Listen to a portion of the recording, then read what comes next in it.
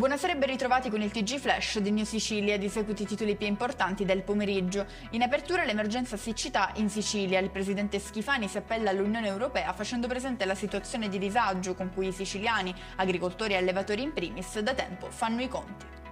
Sono in corso gli accertamenti dell'ARPA e dei Vigili del Fuoco nella zona della discarica comunale di Bellolampo a Palermo. L'obiettivo è valutare il livello di inquinamento dell'aria a seguito del rogo divampato nella notte scorsa. Ci spostiamo a Sciacca, nell'Agrigentino, dove un incendio ha colpito il ristorante pizzeria al Porticello, completamente avvolto dalle fiamme. Passiamo allo sport. È Domenico Toscano il nuovo allenatore del Catania FC. Dopo la promozione ottenuta con il Cesena, il mister ha firmato il contratto con la società rossaazzurra. Chiudiamo con il meteo. Anche domani temperature sopra la media stagionale con picchi di 35 gradi in quasi tutte le province siciliane. La Protezione Civile ha diramato un'allerta arancione per rischio incendi, non mollerà alla presa neanche la sabbia del Sahara.